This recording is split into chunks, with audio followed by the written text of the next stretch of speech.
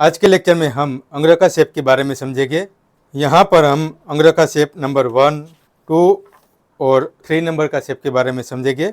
यहाँ पर हमने जो शेप बताया है वो बेसिक शेप है। ये शेप के अनुसार कटिंग सीखने के बाद आप कोई भी पैटर्न को आसानी से समझ पाएंगे। यहाँ पर हमने ये बैक पार्ट में अंगरखा शेप का ड्रॉ करके बताया है। तो पहले हम थियोरी को समझ लेते हैं। अंगरखा कुर्ती की डिजाइन सबसे पहले राजा महाराजा या उसके दरबारियों के लिए बनाया गया था। यह डिजाइन का उपयोग उत्तर प्रदेश के अवध क्षेत्र में हुआ था। इस डिजाइन का उपयोग शासकों के शान और शौकत को प्रदर्शित करने के लिए था, यानी कि यह शाही पोशाक था। लेकिन समय के साथ यह कुर्ती आम आदमी तक भी पहुंच गई है और आज यह हर किसी के लिए उपलब्ध है और समय के साथ साथ इसकी डिजाइन में परिवर्तन होता रहा है। यह कुर्ती कॉलर नेक और वी नेक में बनाई जाती है। ज़्यादातर यह कुर्ती की डिजाइन वी नेक में बनाई जाती है। यहाँ पर हमने ड्राफ्टिंग में बताया है उस तरह आपको अंगरखा कुर्ती का बेसिक कटिंग सीख लेना है। यह बेसिक कटिंग सीख लेने के बाद आप किसी भी प्रकार की अंगरखा डिजाइन को आसानी से समझ पाएंगे। ड्राफ्टिंग में भी देखें, यहाँ पर हमने ये वी नेक का ड्रॉ किया है और वी नेक में भी आपको ये समझना है कि अगर आप स्ट्रेट वी शेप करते हैं तो यहाँ पर इसका शेप नीचे की तरफ जाएगा। अगर आप राउंड वी नेक बनाएंगे तो उसके अकॉर्डिंग शेप ऊपर की तरफ रहेगा, यानी गले का शेप के अकॉर्डिंग आप यहाँ पर अंगरखा शेप का ये मार्किंग कर सकते हैं। अंगरखा डिजाइन स्ट्रेट कट, ए लाइन और योक वाली पैटर्न में बनाई जाती है। यहाँ पर हम पहले ये स्ट्रेट कुर्ती में इसका कटिंग सीखेंगे। यह डिजाइन सिर्फ फ्रंट पार्ट में बनाना होता है।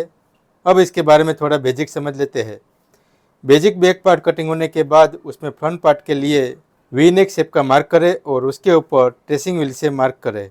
आप बैक पार्ट को ओपन करके दूसरी तरफ वी नेक शेप का मार्क करें। ब्रैकेट में लिखा है जहां पर ट्रेसिंग व्हील से किया हुआ मार्क है।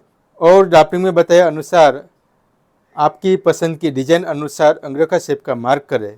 ब्रैकेट में लिखा है यह दाईं तरफ का पार्ट का कटिंग मार्क बनता है, यानी यहाँ पर जैसे हमने ये बताया है ये पूरा ओपन पार्ट है। जब भी हमारा बेसिक कटिंग होगा तो इस तरह ये फोल्ड पार्ट में बेसिक कटिंग होगा। उसके बाद हम ये पार्ट को ओपन करेंगे और ओपन करने के बाद यहाँ पर हमें अंगरखा शेप का मार्क करना है और उसके अकॉर्डिंग हमें फ्रंट पार्ट को कटिंग करना है। अब यहाँ पर ये पार्ट कैसे कटिंग करना है उसके बारे में थियोरी में समझाया है। हम इसको डायरेक्टली प्रैक्टिकल करते हैं। तो देखिए, यहाँ पर हमने पहले बेसिक बैक पार्ट का कटिंग कर लिया है। यहाँ पर ध्यान रखें ये रिवर्स पार्ट है यानी उल्टा पार्ट। अब हमें यहाँ पर फ्रंट पार्ट के लिए वी नेक शेप का मार्किंग करना है। आप जैसा शेप बनाना चाहते हैं उसके अकॉर्डिंग यहाँ पर मार्क करना है। जैसे कि यहाँ पर हम शोल्डर का माप यहाँ पर 3.25 इंच रेडी रखेंगे तो उसे 0.25 इंच अंदर की तरफ मार्क करके यहाँ पर गले का शेप का मार्क करना है। गला कितना डीप चाहिए वो हमें नेक ब्रॉडनेस से मेजरमेंट लेना है। यहाँ पर हम 8 इंच का मार्किंग कर रहे हैं।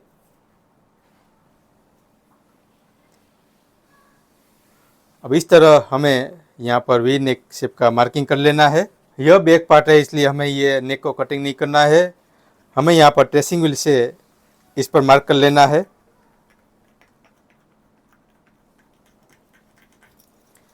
ट्रेसिंग व्हील से मार्क करने पर यहाँ पर दूसरी साइड इसका शेप आ जाएगा। अब यहाँ पर देखिए, हम कोई भी कटिंग करते हैं तो रेगुलर लाइन से आधा इंच बैक पार्ट में ज़्यादा रखते हैं और फ्रंट पार्ट में उतना कम रखते हैं। तो यहाँ पर ये रेगुलर लाइन से आधा इंच नीचे की तरफ ये जो ट्रेसिंग व्हील से मार्क कर रहे हैं वो फ्रंट पार्ट के लिए शोल्डर का कटिंग मार्क है।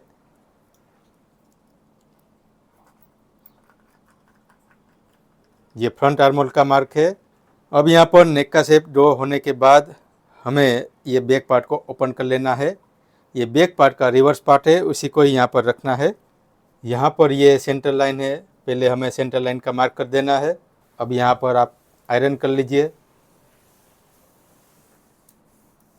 अब यहाँ पर हमने ट्रेसिंग व्हील से जो मार्क किया था उस पर चॉक से मार्क कर लेना है।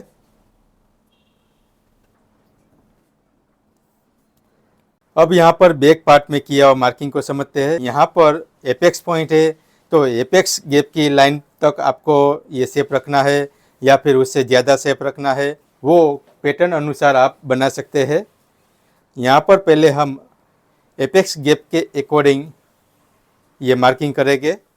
अब यहाँ पर देखिए ये जो वी नेक शेप है, तो आपको इसी शेप के अकॉर्डिंग ऐसे मार्क कर लेना है। इस तरह यहाँ पर अच्छा शेप बनना चाहिए। अब यहाँ पर हमने जो नेक का मार्किंग किया है वो कटिंग मार्क है। अगर आपको ये एपेक्स गैप तक रेडी रखना है तो यहाँ पर आपको जितना मार्जिन रखना है उतना रख सकते हैं। अगर आप इसमें पाइपिंग रखना चाहते हैं तो 0.25 एंड 1 पॉइंट ही मार्जिन रखें। और अगर आप यहाँ पर हम जो स्ट्रेट मार्किंग करेंगे वहाँ पर डायरेक्ट फोल्ड करने वाला मार्जिन रखना चाहते हैं तो आप 1 इंच का मार्जिन रख सकते हैं। तो यहाँ पर पहले हम ये जो रेडी नाप बनेगा उसका मार्किंग कर रहे हैं। यहाँ पर 3.5 और 1 पॉइंट ये हमें रेडी चाहिए।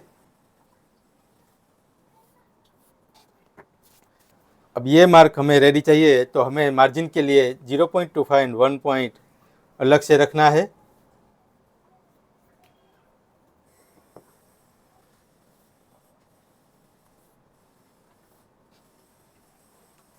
तो देखिए यहाँ पर इस तरह अंग्र का शेप बनाना बहुत आसान है। अब यहाँ पर ये फ्रंट पार्ट के लिए शेप बना तो फ्रंट पार्ट में ये राइट साइड का पार्ट रहेगा और ये वाला पार्ट फ्रंट पार्ट के लिए लेफ्ट साइड का पार्ट रहेगा। इतना मार्किंग होने के बाद अब हम फ्रंट पार्ट के लिए पहले राइट साइड वाला पार्ट कटिंग करेंगे। अब यहाँ पर आपको ये ध्यान रखना है, आप जो भी फ्रंट पार्ट कटिंग करना चाहते हो तो यहाँ पर कपड़े का जो सीधा वाला पार्ट हो, जो राइट साइड हो, वही हमें ऊपर की तरफ रखना है और उसके ऊपर यहाँ पर बैक पार्ट रखना है। यहाँ पर ये कपड़े की रिवर्स साइड है तो इसके ऊपर में बैक पार्ट नहीं रखना है। अब हम इसको प्रैक्टिकल समझते हैं। तो देखिए जितनी ज़रूरत हो उतना कपड़ा यहाँ पर आपको रख देना है। इस तरह फ्रंट पार्ट को अच्छे से यहाँ पर बिछा के रखना है। ध्यान रखना है यहाँ पर स्ट्रेट मार्किंग है तो कपड़े का पार्ट भी यहाँ पर स्ट्रेट रहना चाहिए। अब इतना होने के बाद यहाँ पर हमें आयरन कर लेना है।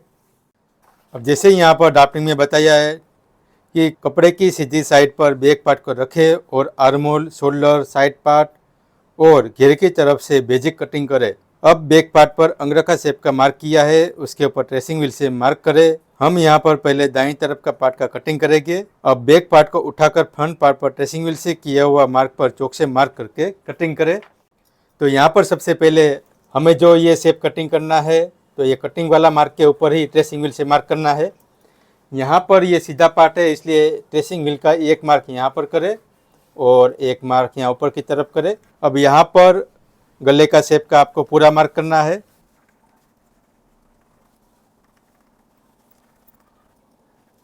और यहाँ पर ये सेंटर मार्क है तो ये सेंटर मार्क पर भी आपको मार्किंग करके रखना है।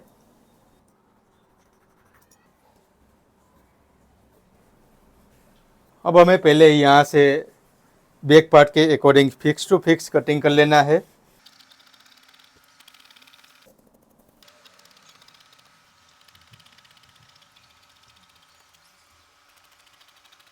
अब यहाँ पर कमर पर और ये कट पर आपको नोच लगा देना है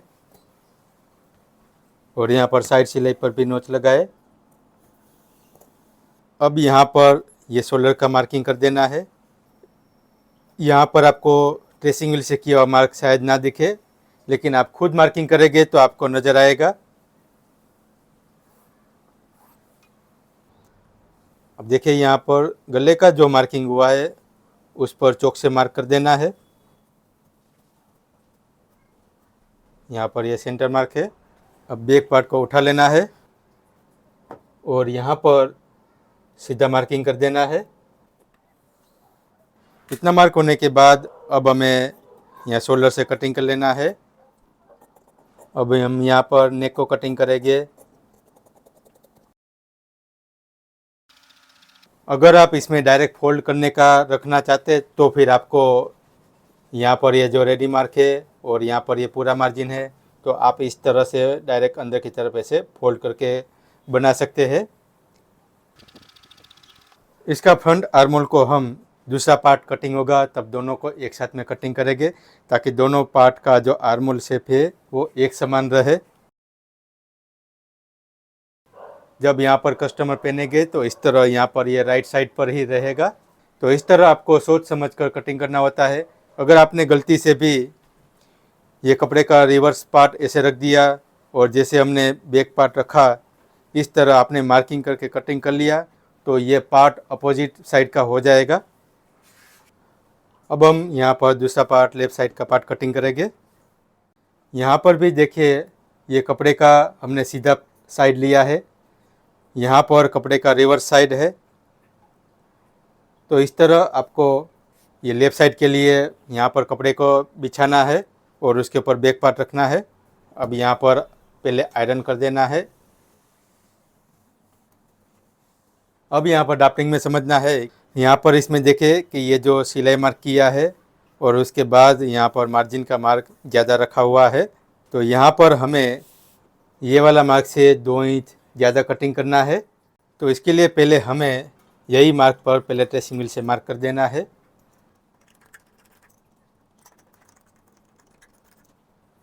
अब हमें यहाँ पर नेक का शेप का मार्क पर ट्रेसिंग व्हील से मार्क करना है। अब यहाँ पर फ्रंट पार्ट का शोल्डर पर ट्रेसिंग व्हील से मार्क करना है जो हमें कटिंग करना है।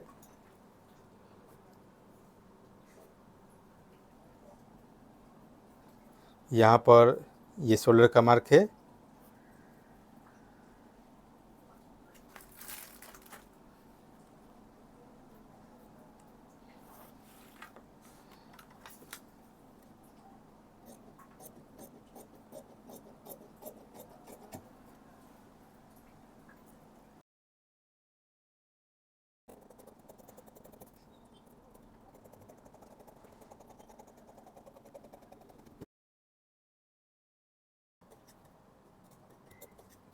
अब हमने यहाँ पर ट्रेसिंग व्हील से मार्क किया था तो वो मार्क यहाँ पर दिख रहा है, उस पर हमें चॉक से मार्क कर लेना है।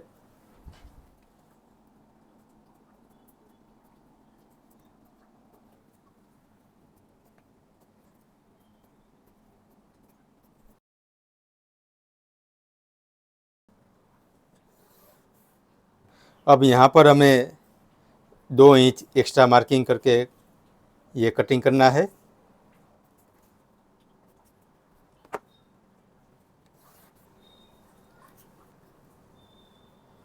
अब यहाँ पर हमें ये बैक पार्ट के अकॉर्डिंग ये पूरा सीधा कटिंग कर लेना है।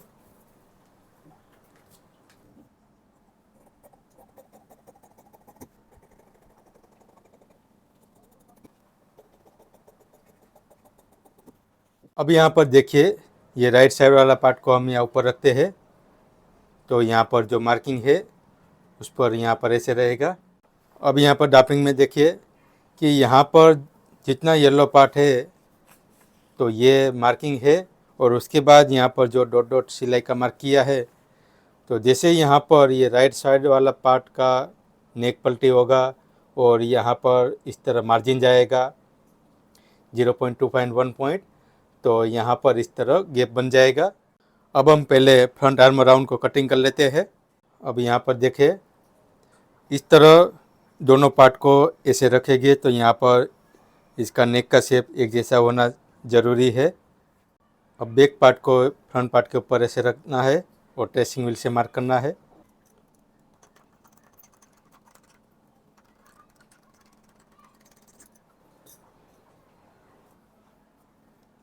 अब यहाँ पर चॉक से मार्क कर दीजिए। अब ये फ्रंट आर्मल को कटिंग करना है। यहाँ पर हमने जो तरीका बताया बैक पार्ट कटिंग करके बैक पार्ट के ऊपर इस तरह मार्किंग करके ट्रेसिंग व्हील से फ्रंट पार्ट को कटिंग करना, अगर आपको ऐसे कटिंग नहीं करना हो तब आप बैक पार्ट का कटिंग करके फ्रंट पार्ट के लिए एक्स्ट्रा फैब्रिक में इसके जैसा बेसिक फ्रंट पार्ट कटिंग करना है या फिर आपको पेपर में बेसिक फ्रंट पार्ट का कटिंग कर लेना है और उसके बाद पेपर में वी नेक कटिंग करके उसको ही ओपन करके डायरेक्ट कटिंग कर लेना है और जो कटिंग किया हुआ पार्ट है वो मेन कपड़े पर या अस्तर पर रखना है और उसके बाद जैसे हमें मार्जिन चाहिए उस हिसाब से हमें कटिंग कर लेना है। वो भी एक इजी तरीका है, उसके बारे में भी हम ज़रूर समझेंगे। अब हम बैक पार्ट को ओपन करके इसके ऊपर फ्रंट पार्ट को रखते हैं। पहले राइट साइड वाला पार्ट को कैनवास पट्टी द्वारा कवर करना है, फिर ये पार्ट को कवर करना है और दोनों पार्ट रेडी हो जाए उसके बाद बैक पार्ट को इस तरह यहाँ पर ओपन करके बिछा देना है और उसके बाद यहाँ पर आपको लेफ़्ट साइड और फिर ये राइट साइड वाला पार्ट ऐसे रखना है और उसके बाद ही यहाँ पर आपको ओवरलैप करके सिलाई कर देना है। आप यहाँ पर नीचे की तरफ ओपन कट रखना चाहते हैं तो भी रख सकते हैं। जब नीचे की तरफ ओपन कट रखना हो तब ये वाला पार्ट को मशीन की सिलाई द्वारा या फिर हाथ सिलाई द्वारा इसको फोल्ड कर देना है और उसके बाद जब पहनेंगे तो यहाँ पर यह कवर दिखेगा। इस तरह अंगरखा शेप में आप अलग अलग डिज़ाइन बना सकते हैं। अब जैसे हमने यहाँ पर अंगरखा नंबर 1 ये शेप बताया, ठीक वैसे ही इसी तरह आप अंगरखा शेप 2 और अंगरखा शेप 3 का कटिंग कर सकते हैं। अंगरखा शेप 3 में यहाँ पर पूरा अंदर की तरफ शेप किया है और उसके बाद यहाँ पर गोलाई शेप किया है। बाकी हमने इसमें जो मेथड बताया ठीक उसी तरह उसमें कटिंग करना होता है। तो उसके लिए हमें यही बैक पार्ट में आप इस तरह बढ़ा दीजिए और फिर उसके बाद ट्रेसिंग व्हील से मार्क करके दोनों पार्ट को कटिंग किए, ठीक वैसे आपको कटिंग कर लेना है। अब हम इसके लिए एक और मेथड जो हमने अभी बताया कि आपको एक्स्ट्रा फैब्रिक में या फिर पेपर में बेसिक फ्रंट पार्ट कटिंग करके इस तरह का अंगरखा शेप कटिंग करना है, वो समझेंगे। तो मिलते हैं हम नेक्स्ट लेक्चर में। आज का ये आपका दिन शुभ रहे। धन्यवाद।